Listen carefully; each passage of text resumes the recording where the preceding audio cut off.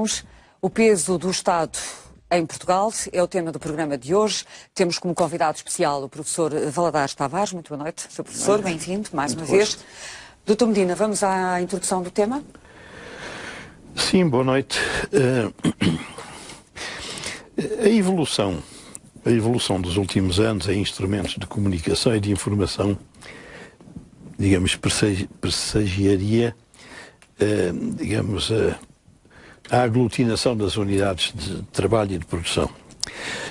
Entre nós, isto não se aplica ao Estado português porque, ao contrário do que poderia supor-se, o Estado português tem cada vez mais unidades dentro de si próprio.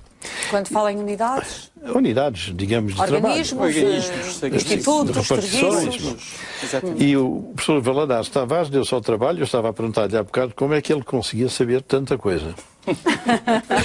Investigando, não é? É que eu nem sei onde é que se vai ver isto, por isso é que lhe perguntei.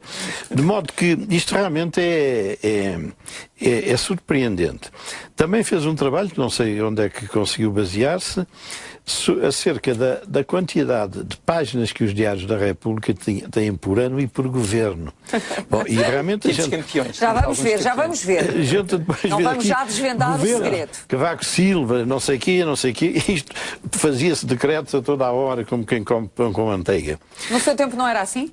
Não, no meu tempo é atrás, portanto é menos do que isto, não há problema. Eram muito modestos? Era muito menos. Nos primeiros anos, 1980 e... Não, 75, 76, 77. Foi quando estive no governo. Mas, realmente, estes elementos são curiosos, porque eu não fazia ideia nenhuma de que isto pudesse ser assim. E isto mostra realmente porque é que nós somos uma sociedade em que se vive atrapalhadamente. Muitas licenças, muitos requerimentos, muitos papéis, muitas taxas, muitas pessoas, muita cunha. Provavelmente alguma pequena corrupção pelo meio. Realmente somos um país complicado. E eu achei graça, porque isto é muito útil que a sociedade perceba realmente o Estado e o país em que vive. Professor Valadares Tavares. Eu penso que sim, olha, muito obrigado pelo convite. Eu acho que é um tema muito interessante, porque eu julgo que os espectadores, os cidadãos, sentem todos os dias que o nosso Estado é pesado. É pesado neste aspecto, é um obstáculo. Que há tempos um amigo meu dizia: eu acho que se não houvesse Estado, isto dava um salto em frente gigantesco. Portanto, o nosso país é um país muito simpático, gosto muito de Portugal, mas temos realmente um Estado pesado. O Estado é pesado por alguns motivos que têm aqui sido discutidos, com toda a objetividade pelo Dr. Medina Carreira, em termos do Estado Social, etc. Mas há outros motivos. Portanto, nós convidamos o espectador que não tenha sido seduzido pelas emissões futebolísticas a acompanhar-nos. Não há de ser fácil. Não há de ser fácil. Alguém esteja connosco. Não há de ser fácil porque está a jogar o Brasil. Enfim, o Brasil é o Brasil. Sei, mas podem depois fazer a revisão. Claro, mas nós não vamos da pensar matéria nisso. dada. E há aqui um aspecto muito interessante que eu acho que é importante partilharmos com todos, que é, desde os anos 80, os meios de comunicação das sociedades aumentaram imenso. As estradas, as infraestruturas, o telefone, a internet, tudo isso aumentou fantasticamente. Ainda bem. E ainda bem, foi uma notícia ótima. O que é que aconteceu no setor privado? Qualquer grande organização prestadora de serviços racionalizou a rede. Seguros, assistências técnicas, informáticas, consultorias, distribuições, todos eles, o que é que fizeram? Racionalizaram a rede. O que é que o Estado português fez? E racionalizou a rede. Pode concretizar? Posso. Na generalidade dos casos, o que é que o setor privado fez? Concentrou muito as suas atividades em unidades mais complexas, com pessoas mais competentes, e depois usou meios de distribuição e de ligação aos seus clientes muito eficientes. O Estado, em vez disso, o nosso Estado teve um pecado realmente terrível, que é, sempre que acha que uma entidade não está a funcionar bem, cria-se outra. Cria outra. É interessantíssimo ler os diplomas de criação das entidades. As entidades públicas, quando são constituídas, há sempre um diploma legal. Sim.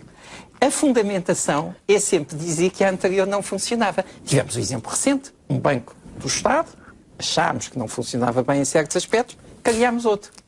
Mas se esse não funcionar bem, esperemos bem que cria-se outro. Cria-se outro. Portanto, há imensos exemplos em que é como que uma estratégia galopante. Por acaso não tenho nenhum desses textos. Era capaz de ser um bocadinho hilariante ler essas coisas. Mas posso-lhe dizer por exemplo, de memória.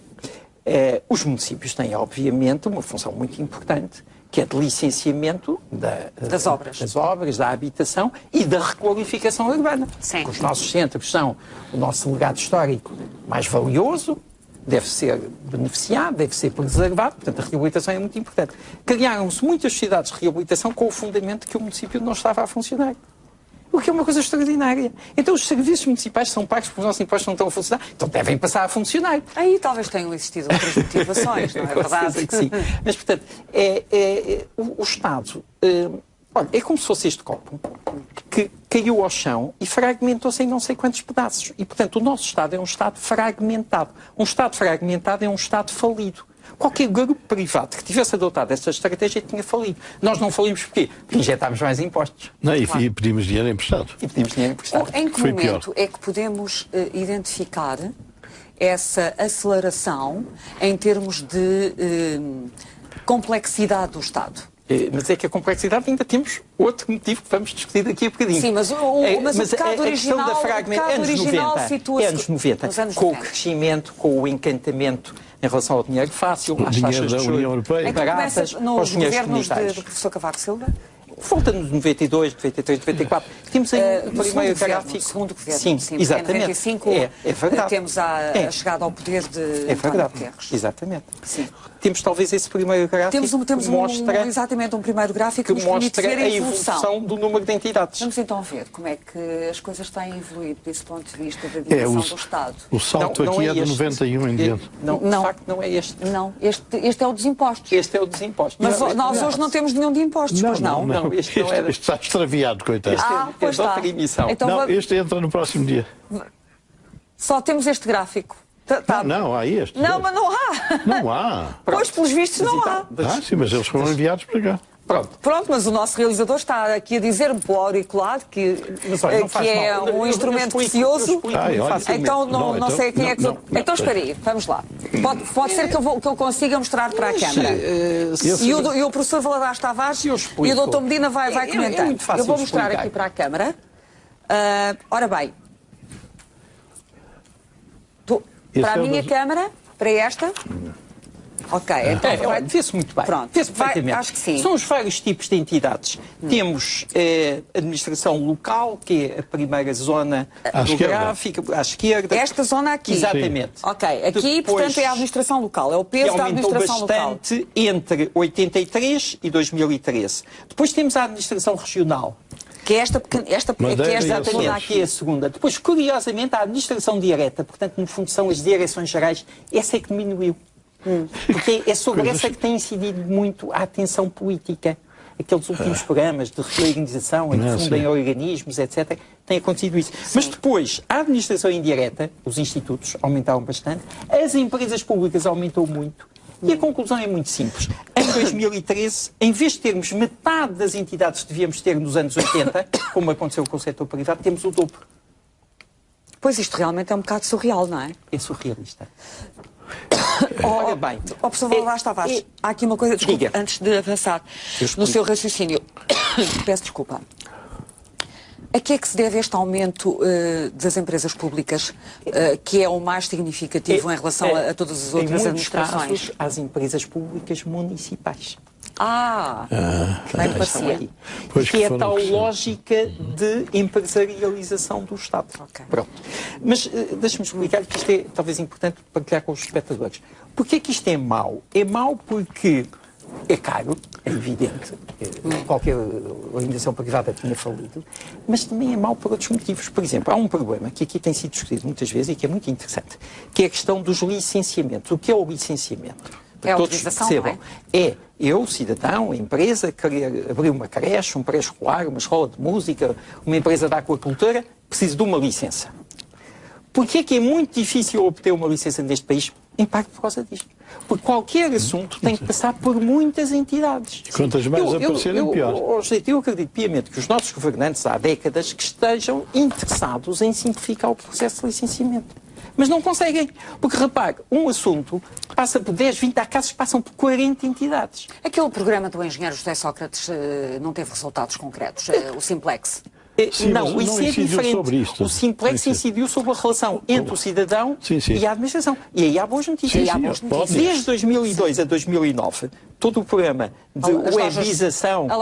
Oral-B já anda na boca de muitos portugueses. Eu uso esta escova elétrica Oral-B pela sensação de limpeza profissional. A mesma que têm os meus pacientes ao sair da consulta. Uma escova manual move 600 vezes por minuto. Esta elétrica Oral-B, 48.000. Remove até 100% mais placa bacteriana. Oral-B consegue uma limpeza superior clinicamente comprovada. Os de cidadão funcionam bem. Mas olha que agora isso é uma péssima notícia. Eu li há dias num blog, aliás, uma anotação da doutora Margarida Correia da Guiar, que diz que o de Sete Rios, suponho eu, que aquilo está tudo danificado, não funciona. Péssima notícia, não sei o que é que aconteceu. Mas repare, portanto, uma coisa é a relação entre o Estado e o cidadão. E essa melhorou muito, sim, pode ser. E toda o e-government, a administração pública e eletrónica, funcionou, evoluiu muito bem, e era mais um motivo para evitar esta fragmentação. Mas isso, infelizmente, não foi potenciado. Por outro lado, em muitos casos há mais organismos, mas há pior atendimento. Há boas práticas, muitas vezes não são generalizadas. Deixe-me dar-lhe um caso concreto que interessa aos espectadores. A minha mulher teve que tratar da renovação do cartão de cidadão. Sim. Hoje em dia pode-se fazer a marcação da hora. É uma notícia ótima, que muitas pessoas não sabem. Sim. Portanto, ela em 10, 15 minutos tratou do assunto. É uma boa prática. Não significa mais funcionários, nem mais balcões. Significa melhor organização. A Judite pode-me perguntar, então, e a renovação da carta de condução? E este documento? E aquele? Nada disso está assim. Porquê? Ninguém sabe. Não, mas a pessoa pode ir à loja do cidadão e tratar dessas coisas todas. Mas está muitas vezes, muitas horas à espera. Se for a certas horas à loja do cidadão, vê uma fila que atravessa vários passeios e eu penso que estou num país do terceiro mundo. Sem necessidade. Exato. Portanto, é o problema dos licenciamentos, é o problema da má organização, e depois há um problema, que é uma doença do nosso Estado, enfim, aquelas pessoas que contactem com a administração sabem disso, que é o conflito de competências. Como há muitas entidades, de um modo geral, cada entidade nunca sabe exatamente se é ela ou se é outra. Cada entidade quer ser ela. Uma questão de sobrevivência, quer ser ouvida. Portanto, esta expressão de ser ouvido no processo é uma expressão que tem um aspecto mítico. Porque se deixarem de ser ouvidas, desaparecem. Sim. Aí, bom, o ser ouvido e esse conflito de competências, há uma experiência muito interessante. O primeiro-ministro Tony Blair, quando organizou e conduziu o processo de reforma da administração pública, que foi muito bem conseguido, sempre que havia um conflito de competências, acabava com os organismos. Sim. É uma solução. Não é salomónica, é saxónica, com imenso resultado. Se nós aplicarmos aqui no nosso país, também temos muito sucesso. Pois, portanto, mas, ou seja, ele tinha coragem para arriscar de ficar com alguns inimigos, não é? Mas sabe uma coisa? Não tinha medo. Mas, Judite, este gráfico é interessante porque mostra que, no fundo, há dois tipos de reformas da administração pública. Há aquelas dos pequenos ajustamentos. Pronto. Que há uma pequena evolução neste sentido, ou naquele, há um desafio deste tipo ou daquele, e temos que fazer pequenos ajustamentos. E há as outras situações em que precisamos de uma reforma disruptiva, que é o nosso caso. O nosso país não aguenta um Estado com esta dimensão. Então, e o encerramento daquelas... De vários institutos públicos, fundações, melhor dizendo, foram mais fundações. Fundações não foram provavelmente encerradas, foram reduzidas as transferências. Algumas foram reduzidas. E os subsídios também foram reduzidos. Aí é que está, mas são realmente dimensões muito pequenas para esta enorme dimensão. Portanto, este é um problema que eu acho que mais cedo... Sabe que eu rio-me interiormente quando ouço falar da reforma do Estado. Em Portugal estas coisas grandiosas nunca acontecem. Pois não há tempo, não há acordo, há interesses sempre conflituantes. Eu suponho que as reformas a fazer são reformas desta dimensão, nestas áreas mais manejáveis, chamemos assim. Professor Valadares Tavares, se existisse coragem para já vamos ver. Esse qual é? Este é o 2. É a complexidade legislativa do nosso país. Vamos ver. Eu vou mostrar para a Câmara. A evolução do número de páginas do Diário da República, primeira série, em média por Governo Constitucional. Cada barra dessas é um governo. Recuperamos os gráficos. Está a ver? Aí sim, a Seleção Nacional pode não conseguir o milagre com o Gana, mas nós conseguimos o milagre de recuperar os gráficos. veja, agora tem é que referir quem foram os chefes de governo. Exatamente. Isto é interessante porque mostra que, no fundo, para que todos percebam, o Diário da República é o jornal oficial do nosso Estado, a primeira série é onde são publicados os documentos importantes, as leis, os decretos-leis, etc. E, portanto, o número de páginas mostra a complexidade, a produção. E o que se vê é que os governos que foram dirigidos por Francisco Sá Carneiro, que é a primeira barra, Pinto Balsemão, portanto, da esquerda para a direita,